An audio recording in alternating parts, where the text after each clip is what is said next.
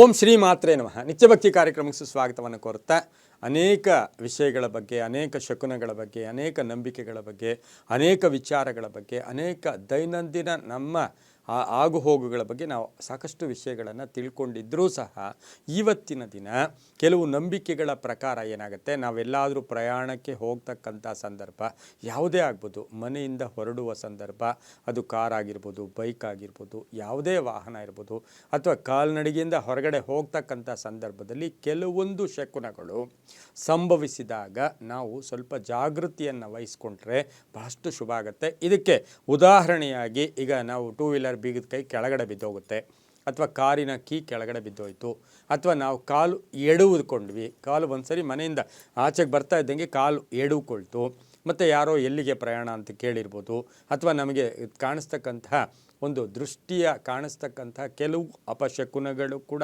ಆಗ್ಬೋದು.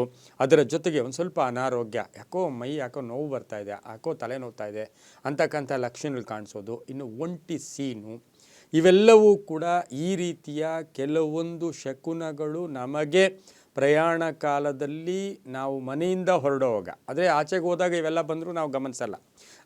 ಹೋದಾಗ ಕೆಲವು ಒಂದು ಪರಿಹಾರಗಳನ್ನು ಅಥವಾ ಕೆಲವು ನಾವು ವಿಧಿವಿಧಾನಗಳನ್ನು ಅನುಸರಿಸ್ಕೊಳ್ಳೋದು ತುಂಬಾ ಒಳ್ಳೆಯದು. ಹಿಂದೂ ಸಂಪ್ರದಾಯದಲ್ಲಿ ಪ್ರಯಾಣದ ಸಮಯದಲ್ಲಿ ಎದುರಾಗ್ತಕ್ಕಂತಹ ಈ ರೀತಿಯ ಕೆಲವು ಘಟನೆಗಳನ್ನು ನಾವು ಅಪಶಕುನ ಅಂತ ಕರಿತೀವಿ. ಇನ್ನು ಈ ನಂಬಿಕೆಗಳು ಇವು ಭಯಗಳಲ್ಲ, ಭಯ ಆಗೋದಲ್ಲ, ಏನೋ ಭಯ ಪಡಿ, ಸ್ವಲ್ಪ ಜಾಗೃತಿಯನ್ನು ಮೂಡಿಸೋದು.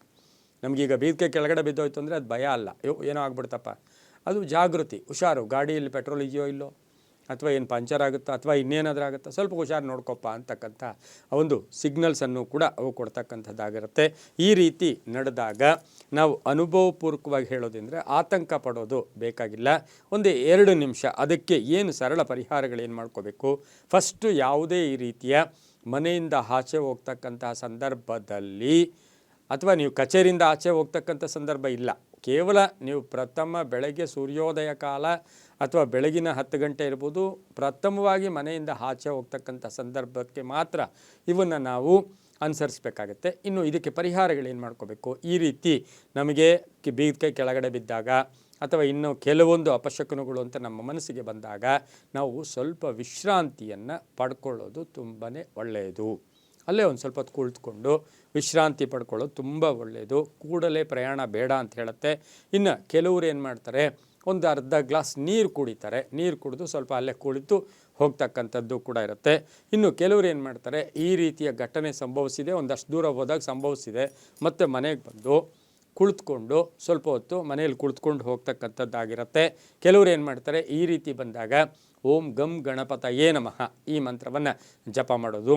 ಹನುಮ ಮಂತ್ರವನ್ನು, ಹನುಮ ಕೂಡ ವಾಹನಕ್ಕೂ ಕೂಡ ಬಹಳಷ್ಟು ಹನುಮನ ಸಹಾಯ ಬೇಕೇ ಬೇಕು. ಯಾಕೆಂದರೆ ನಾವು ಕುರುಕ್ಷೇತ್ರ ಯುದ್ಧದಲ್ಲಿ ನೋಡೋಕ್ಕೆ ಹೋದಾಗ ಸಾಕ್ಷಾತ್ತು ಅರ್ಜುನನ ರಥದ ಮೇಲೆ ಇದ್ದಂಥದ್ದು ಕೂಡ ಹನುಮನ ಒಂದು ಬಾವುಟ ಕೂಡ ಆಗಿತ್ತು.